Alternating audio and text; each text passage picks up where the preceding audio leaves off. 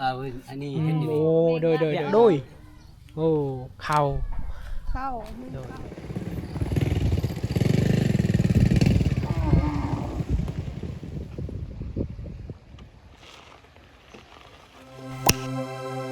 เอาสบายดีทุกคนสบายดี FC ทุกคนที่กำลังติดตามและรับชมให้กำลังใจเบาคุยอยู่วันนี้เบาคุยได้มาอยู่ที่บ้านน้ำโทนเมืองเซโปนแขวงสุวรรณเขตทุกคนสิถ่ายทอดวิถีชีวิตของคนชาวบ้านเขาเจ้าแถวนี้ว่าเขาเจ้าเฮ็ดยังหรือว่าเขาเจ้าใช้ชีวิตแบบใดทุกคนเอาติดตามไปรับกันเด้อน้องเขากำลังตั้มข้าวเดี๋ยวนี้นะ ไปแล้วMPไหมปะนะไปแล้วMPปะปะใช่โอ้แถวนี้เขาเจ้าเป็นชนเผ่าตรีทุกคนถามว่าแม่ไปไซแล้วว่า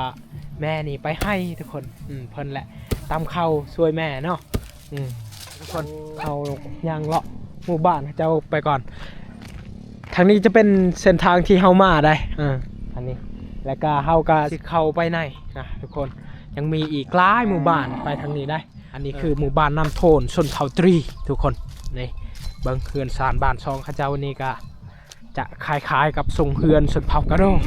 แต่ว่าใกล้เติบได้ทุกคนแต่ชนเผ่าตรีนี่ไปหาชนเผ่าปะโกะกระโดนี่ใกล้อะไรได้ทุกคนนี่เบิ้งเขื่อนสารบานซองข้าเจ้านี่ก็แบบนี้เลยนะทุกคนแต่ว่าเดี๋ยวนี้บรรยากาศอาจจะเงียบๆหน่อยนึงเพราะว่าคนชาวบ้านเขายังบ่ทันได้มาแต่ให้แต่ส่วนนะนี่คนชาวบ้านเขาเจ้าบ่มีเฮือนครัวเขาเจ้าก็จะเฮ็ดกินอยู่กองตารางเฮือนนี่แหละเห็นป่ะทุกชีวิตเอาทุกคนยังเลาะไปเรื่อยอากาศไม่นี่แดดร้อนทุกคนแต่ว่าบรรยากาศดีได้ยอมรับเลยอยู่ในหมู่บ้านเจ้านี้นี่เห็นบ่อันนี้คือเฮือนสารบ้านช่องของหมู่บ้านเจ้าเอาปาโถยังเป็นเฮือนเก่าแก่ทรงเฮือนดังเดิมนะทุกคนเบิ้งพาเฮือนอีกคนชาวบ้านเจ้าจะเอาไม้พุงเห็ดพาเฮือนเอาทุกคนตามไปนำกันนี่แต่ว่าอยู่ในหมู่บ้านนี้ค่ะเจ้ามีห้องน้ำนะนั่นก็คือห้องน้ำเห็นปะพาเถอะนี่ติดตามไปนำกัน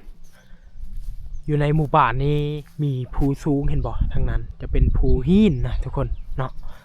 ต้นไม้ก็บ่ค่อยหลายบันไดเต็มไปด้วยหินได้พาเถอะแต่ว่ายอมรับเลยทิวทัศน์ธรรมศาสตร์อยู่ในหมู่บ้านเจ้านี่งามได้งามอลีทุกคนนี่เอาอย่างเลาะไปเรื่อยทุกคนนี่เฮือนเจ้านี่ก็มีแต่เฮือนเก่าแก่ได้ทุกคนเฮือนนี้บอกคุยประมาณน่าจะ10 ปลายกว่าปีแล้วได้นี่คือเฮือนไม้พุ่งไม้พางและกาหลังคานี่เจ้ายังมุงหญ้าอยู่ได้นี่เห็นปะแต่ก็บ่ฮู้ว่าคนชาวบ้านยังอาศัยอยู่หรือเปล่าเพราะว่ายังเงียบอยู่เห็นบ่อยู่กองตารางเฮือนนี่จะเป็นของเป็ดของไก่จังได๋นี่หมู่บ้านเจ้านี่จะมีต้นมักม่วงมักมีมักซิดานะทุกคนชาวบ้านเจ้านี่ยอมรับว่าดุได้แต่ว่าส่วนหลายคนชาวบ้านเจ้าจะเฮ็ดกินอยู่นี่นะอยู่ตารางเฮือนได้เขาจะบ่มีเฮือนครัวก็จะเฮ็ดกินอยู่นี่แหละเถอะบรรยากาศนะทุกคนเห็นทางนั้นภูผาป่าไม้ทิวทัศน์ธรรมชาติอยู่ในหมู่บ้านเจ้านี่งามนะยอมรับเลยว่างามนี่เห็นบ่ยังเป็นทรงเฮือนแบบดังเดิมทางนี้ได้สบายดีแม่โอ้ไปไซบ่มื้อนี้ ช่วงนี้เฮ็ดยังช่วงนี้ทางให้บ่แถวนี้บ่ได้เอาดอกแคมบ่ได้เฮ็ดดอกแคมยังบ่แล้วเฮ็ดแคมโอ้แล้วบ่บ่มีส่วนเนาะโอ้โดยไปหาอยู่ป่าเอาได้เท่าไรเดือนนี้ปีนี้ดอกแคมได้เท่าไรได้5-6 แชร์โอ้ขายดิบเลยบ่หรือว่าขายในใด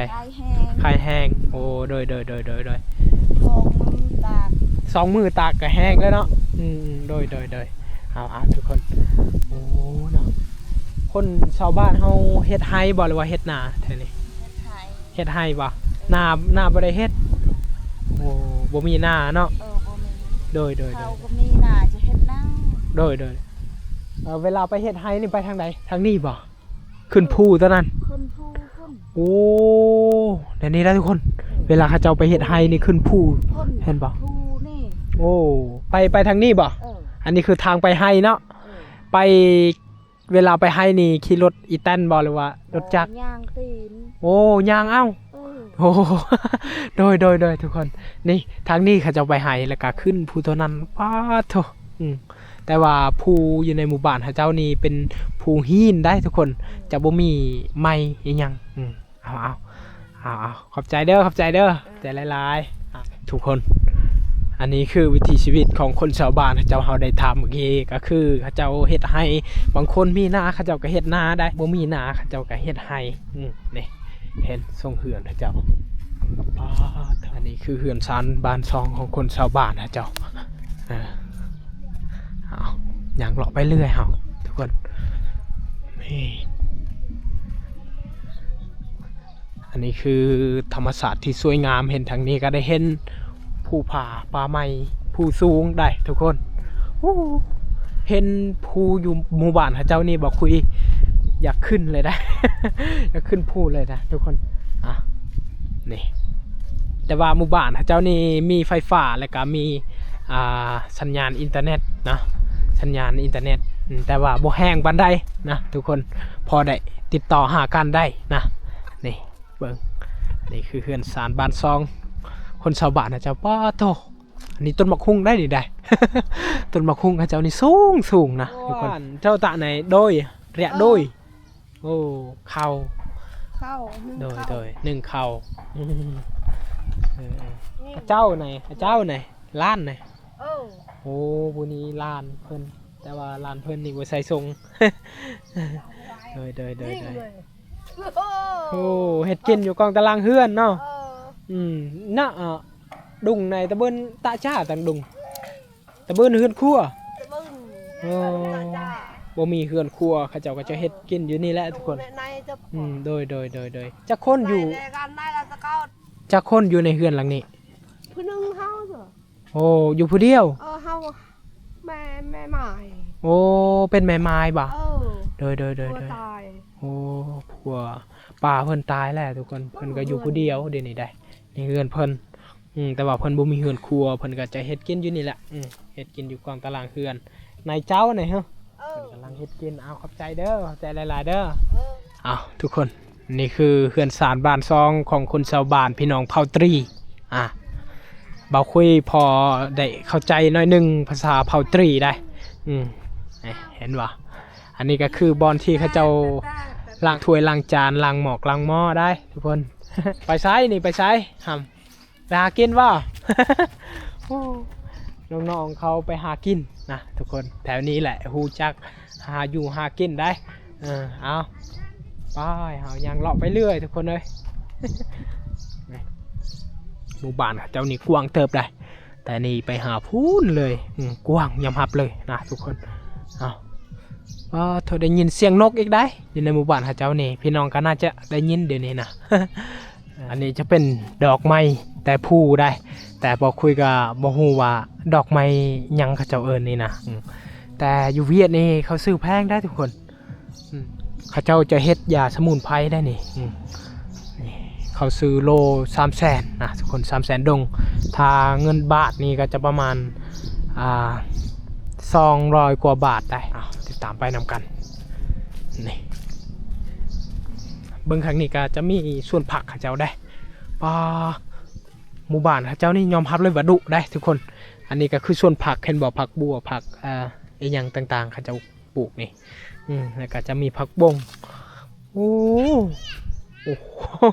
ยอมรับเลยว่าดุและก็งามได้ส่วนผักเขาเจ้าได้ทุกคนสบายดีโอ้กำลังเฮ็ดดอกแคมบ่ฮะนี่โอ้โลเท่าไรเขาซื้อดอกแคมอยู่นี่10,000ตากแห้งเลยบ่โอ้ขายแห้งโล10,000ทุกคนโล10,000กีบโอ้โหทุกคนเฮ็ดชวนบ่หรือว่าอยู่ป่าเอาอยู่ในป่าโอ้ไปหาอยู่ป่าเนาะก็ไม่ชวนงูก็ไม่จะไม่โดย นี่ทุกคนอันนี้ก็คือรายได้ของคนชาวบ้านนะเจ้าได้เฮ็ดดอกแคมช่วงนี้ได้ย่างนี่เฮ็ดย่างนี่ เฮ็ดควัน ควัน ควันตัดไม้ โอ้โหสิตัดไม้เนาะโอ้เดี๋ยวนี้ทางไฮแล้วบ่ ทางไฮแล้วเนาะ ทางแล้วมันโดยยังไม่บ่มีจักรตัดควันนี่ โอ้สิตัดไม้นี่เนาะแต่ว่าบ่มีจักร อันนี้เฮ็ดอยู่ โอ้โดยมีงานถือจักร โอ้เพิ่นก็สิตัดไม้นะทุกคนทางแล้ว แต่ว่ายังเหลือไม้ตัวที่ใหญ่ๆนะเราต้องได้ตัดได้ ทำนี้นี่ ทำนี่เนาะโดยพาทำนี้ บ่ไหว บ่ไว้ เราต้องเอาควันคันว่าจักรเขาเจ้าก็จะเอาจักรเนาะ หมู่ก็มีสบาย โดย แล้วเฮาใช้นี่ โดยอันนี้บ้านน้ำโทนแม่นบ่บ้านน้ำโทนไม่อยู่จักหลังคาเรือนบ่อยู่60 ปลาย 60 ปลายป้าทุกคนหลายเลยได้69 โอ้เกือบ70แหละทุกคน บ้านน้ำโทนโดยเอาทุกคนเป็นคนเวียดบ่ไปซื้ออยู่นี่โอ้คนเวียดได้ทุกคนได้ซื้อคนลาวก็ซื้อคือกันเนาะ ชื่อไอเวียด โอ้ซื้อให้เวียดซื้อแล้วก็ขายต่อซื้อแล้วก็ขายต่อให้เวียดเนาะโดยไม่ได้ชื่อเวียดอันคนลาวชื่อโดยโอ้ทุกคนได้นี่ทานชื่อเนี่ยลาวเฮ็ดแนวนี้แล้วไปตากเนาะตัวนี้เขาบ่เอาบ่ตัวนี้ไม่เอาโอ้ตัวนี้แล้วเขาบ่เอาได้ทุกคนเอาตัวนี้ไปตากแหละมือตากแห้งแล้วคายโดย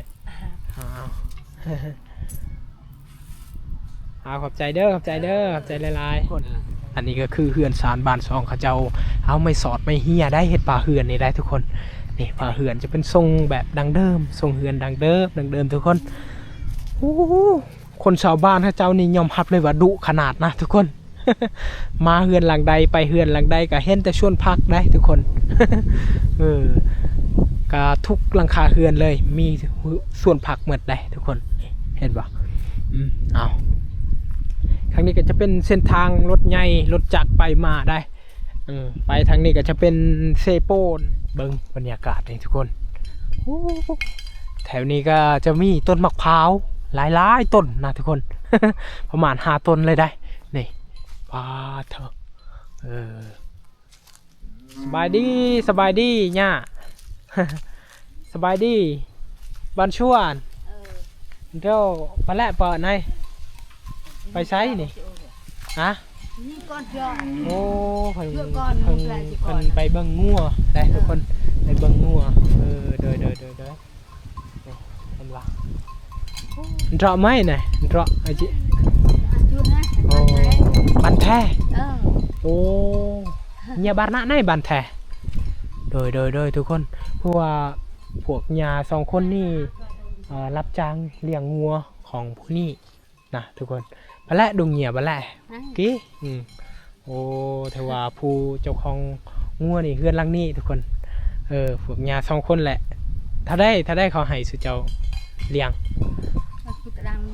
มาแลนะอ่อนเหี่ยบันเหี่ยแทบบันมาแลแปะก้อนนะแปะก้อนอันโอ้นี่ทุกคนเมื่อได้ลูกแล้วก็ลูกนี่เขาจะแบ่งเอาแบ่งให้พวกหญ้านี่ได้แต่ว่าพวกหญ้าต้องเลี้ยง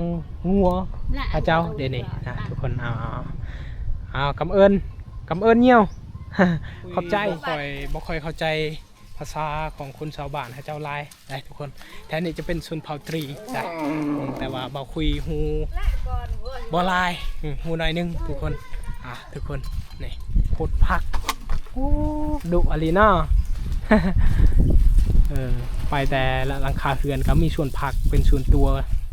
ทุกคนนี่เบิ่งโอ้ส่วนผักก็งามคนฮดก็งาม ทุกคนเข้าใจไปก่อนเด้อ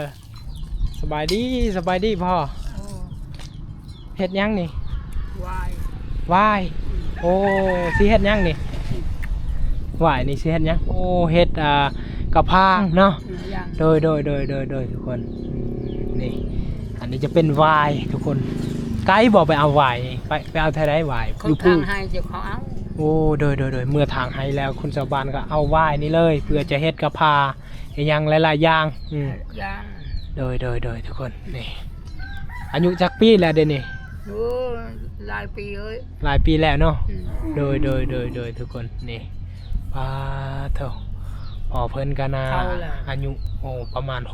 60กว่าปีแล้วได้ทุกคนนี่ เข้าห้องน่ะ โดย บ่นแควล้นมัน โดย กินมาได้นี่ นี่ เข้า กินข้าวก็บ่ค่อยได้แล้วเนาะบ่มีแคลทุกคนเอาโอเคเนาะทุกคน